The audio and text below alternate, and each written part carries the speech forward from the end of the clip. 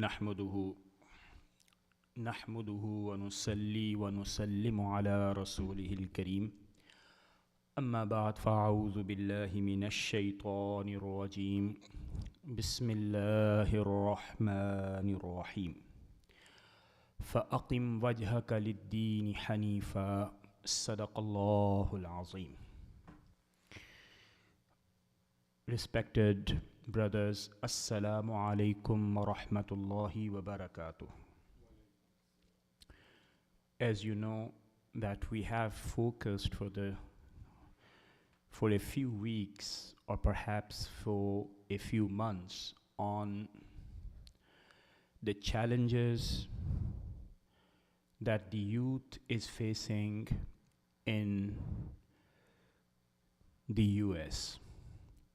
That what kind of the challenges that the Muslim youth faces in the US, and most of the challenges that the elders, the parents, they do not realize or they are not conscious of.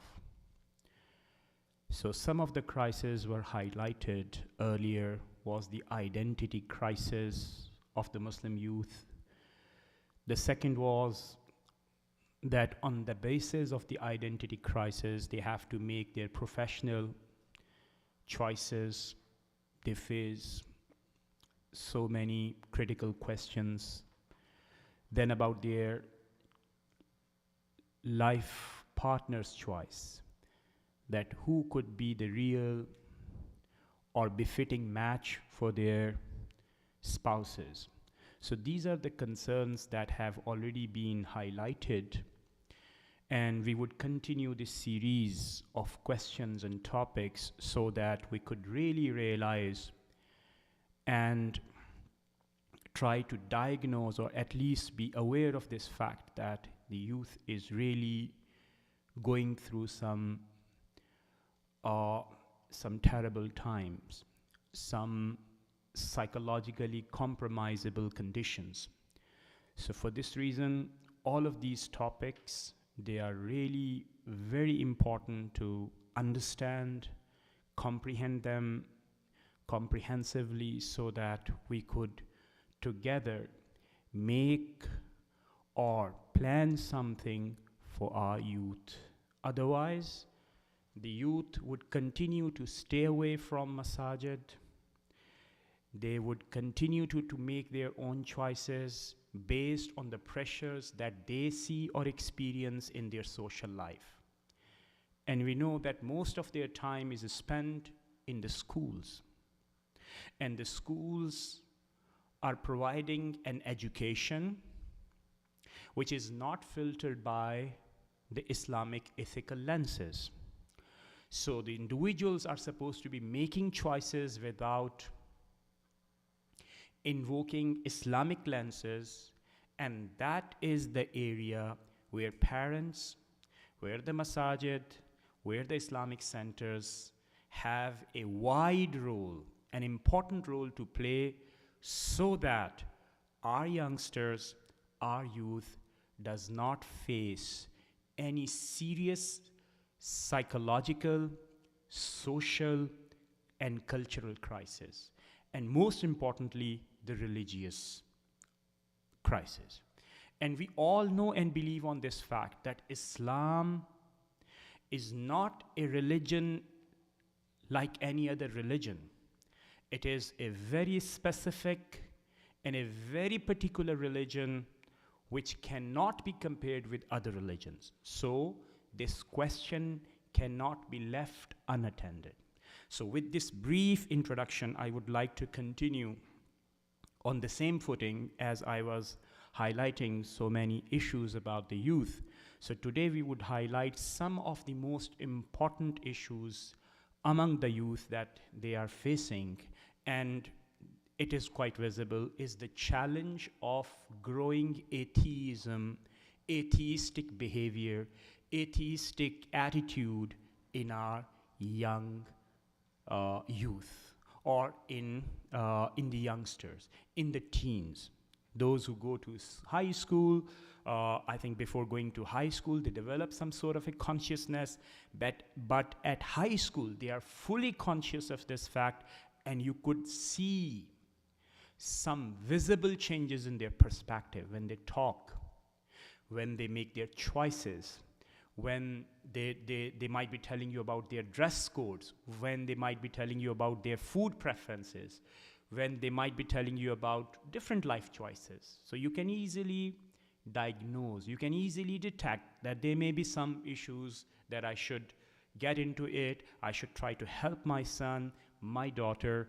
And one of the things that deserves our attention is the atheistic challenge. Now, what does it mean by atheistic challenge? Atheistic challenge means that the growth of disbelief in God. Believing this thing that there is no God. The world does not require any God. God might not exist. The stories that the parents tell about the prophets, the way they live their life, they might be thinking that these are just stories without any foundation whatsoever. They may be like fairy tales and nothing else. Right? So this growing atheistic attitude is really challenging for us. Let me tell you some of these statistics. Muslims in United States, they are 1.2 of the total population of the US. So very tiny minority. Now, in this 1.2 minority, 23% have been recorded that they disbelieve in Allah subhanahu wa ta'ala. 1/4, almost 1/4. Think about, my dear brothers. We have come here to make our life better.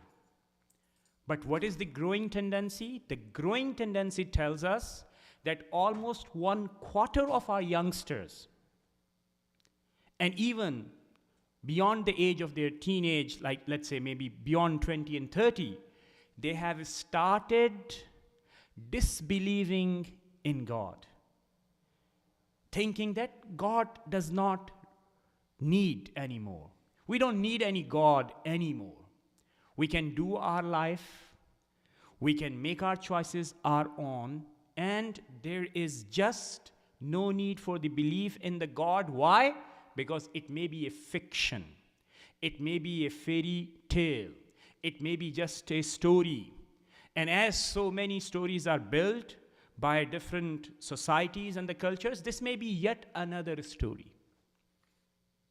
The second important statistics is the age in between 18 to 29, right? In this age, in America, it has been observed that the Muslims, they start dissociating themselves from the religious identity.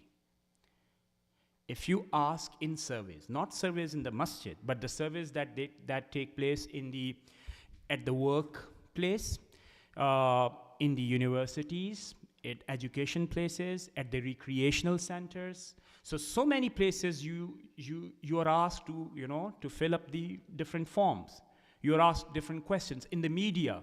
So whenever there are surveys, so the survey tells us that in age in between 18 to 29, most of the youngsters tend to say that they do not believe in any religion, even if their parents are Muslims. And they show their suspicion about their parental beliefs. Now think about it. Isn't that alarming? Isn't that alarming that we think that since we are Muslims, our children must be Muslims? So my dear brothers, I think we should not be taking a sigh of relief on this issue, that since we are Muslims, we should believe that our kids would also be Muslim. So this is the recent statistics that have taken place within the within the last 4 or 5 years. So this might have grown further, right? So we should understand that this is really an important issue that we must deal with. We have to face it. We have to develop a strategy how to cope up with this challenge, right? So the responsibility lies on the shoulders of the parents as well as with the Islamic centers, with the masajid, with the scholars, and all of those community members who are part and parcel of a certain community. They should take this responsibility on their shoulders. Now let us discuss a couple of things as their causes. What is the cause? The first and the most pervasive cause, I would say, is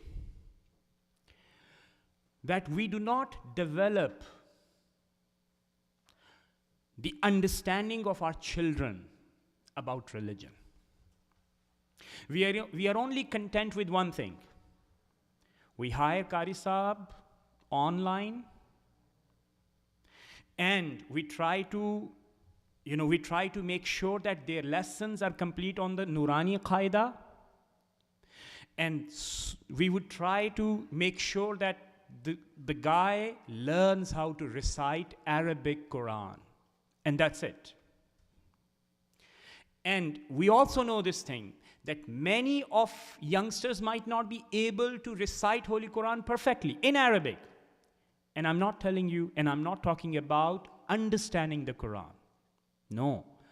Understanding is entirely different thing. So, this section, this quarter of our life remains unattended. That we have to provide an environment. We have to provide space to our kids that they should understand what religion is. What does it mean by Islam? What does Quran say? And unless and until we develop this understanding, and our kids have this better and deeper understanding of the Quran and the message of Islam, they cannot cope up with the challenge of atheism comprehensively. Because that challenge is so serious. It cannot be dealt very simply that you know Quran recitation, Arabic words, and that's it. It is not going to reform you. It is not going to bring any more change in the understanding of your kids. So the very first cause is homegrown cause, I would say. Homegrown cause means what? That it is that we have created that cause. It is not coming from outside. It is not like so many people, they always think in terms of conspiracy. That it may be the conspiracy of some infidels and the disbelievers and this one and that one. That's all fairy tales, I tell you. Many reasons, actually, they stem from our own behavior and of our own cultivation. So if we do not develop understanding of our kids regarding religion, so this is the fault that lies with us. We cannot point finger to other people, right? So point number one is that why students and why youngsters and why teens easily attracted to the atheism, to the disbelief, to the dissociation of any religious association is that they did not develop a good and deeper understanding of their own religion, and which is to say Islam, right? And why? Because in the beginning, they have not been provided spaces. They have not been provided any channels. They have not been provided any spaces, any places where they could equip themselves with the authentic, with the comprehensive, with the deeper knowledge of the religion. That is the cause number one. And who can solve it? We together can solve that. Point number two, the excessive use of the social media. And regarding Islam, I can tell you, that is not authentic. Everybody knows that. Everybody knows that. Okay? So the authentic resources are not available, or even if available, it needs a bit training.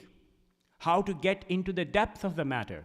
What are the principles of searching those correct understandings of Islam, right?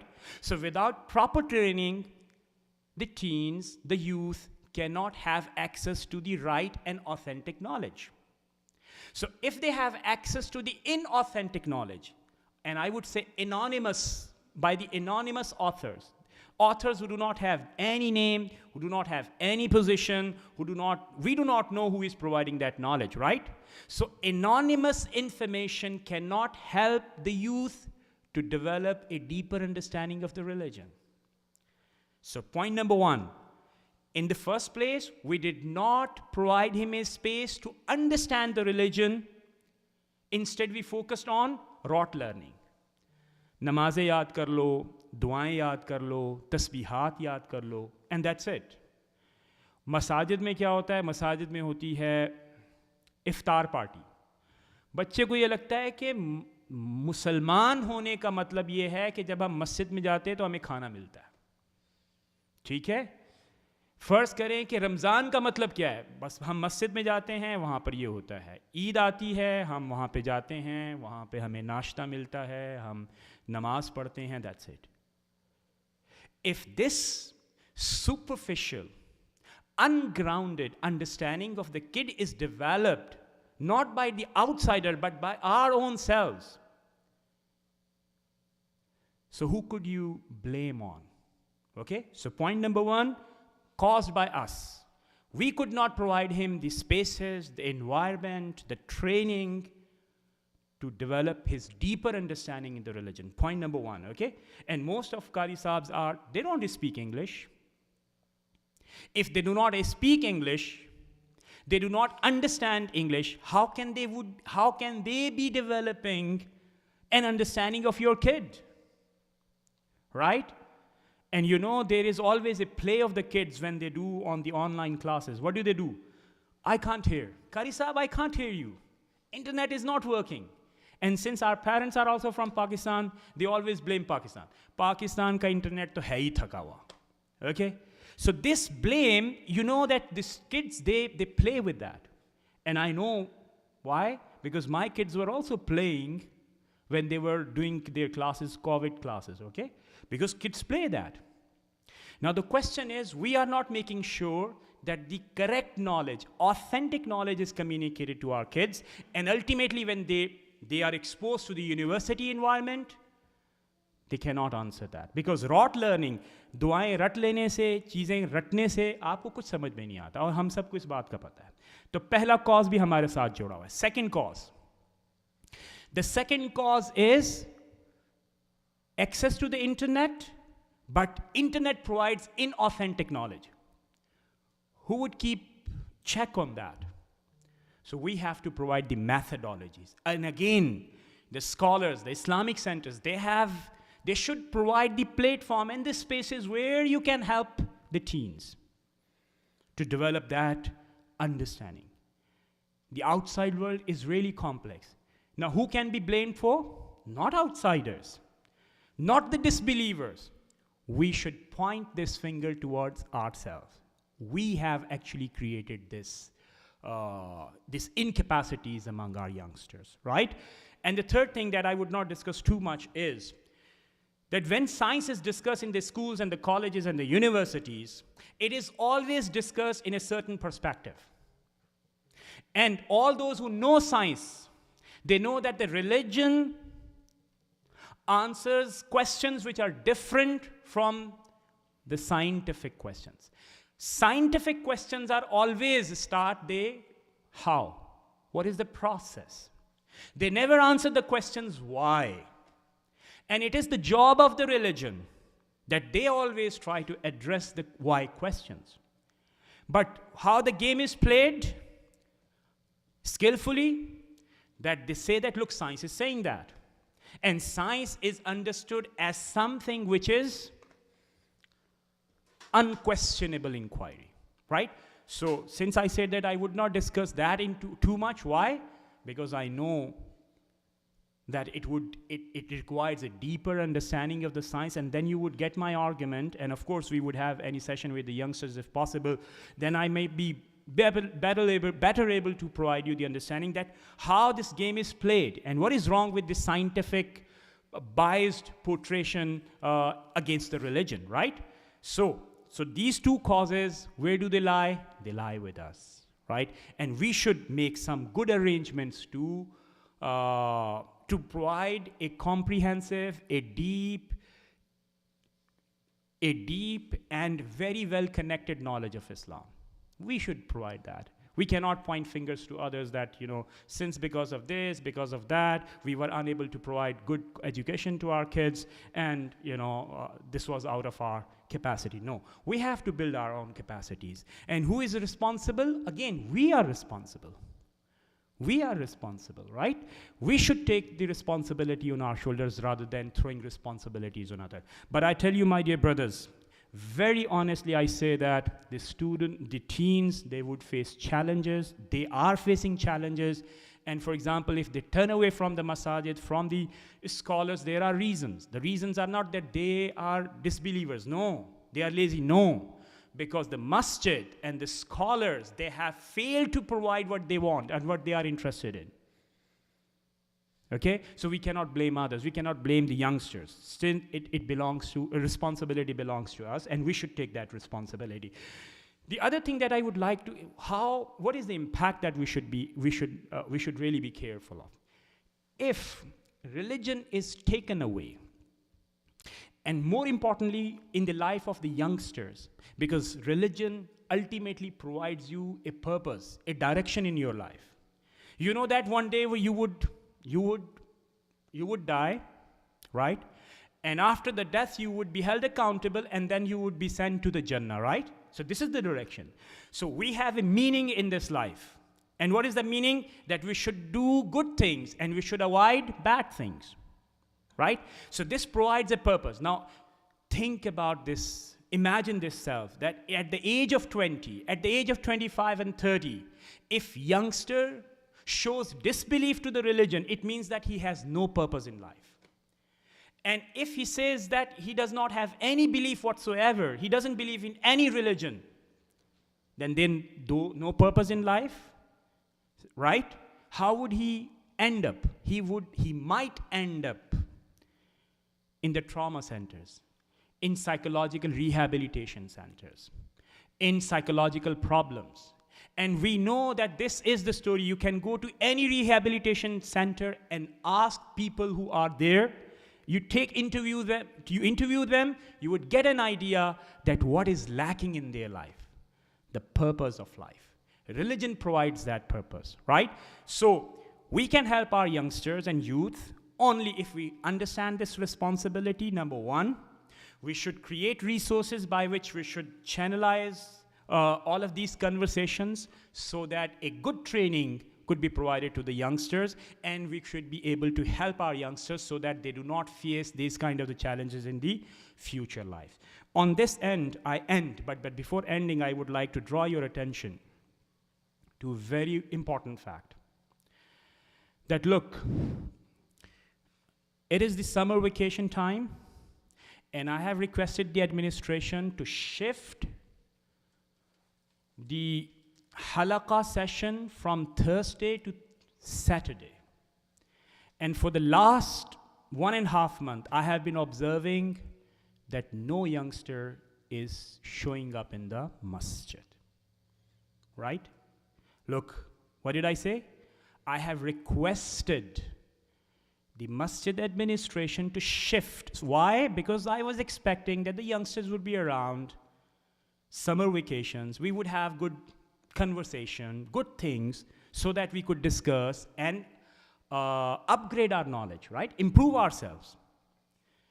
And for the last 1.5 months, I am saying very safely that I did not see any youngster. And I'm not pointing finger to anybody. But I'm just trying to share this thing that we should understand our responsibility, right? People are there, things are provided, and we should take the responsibility.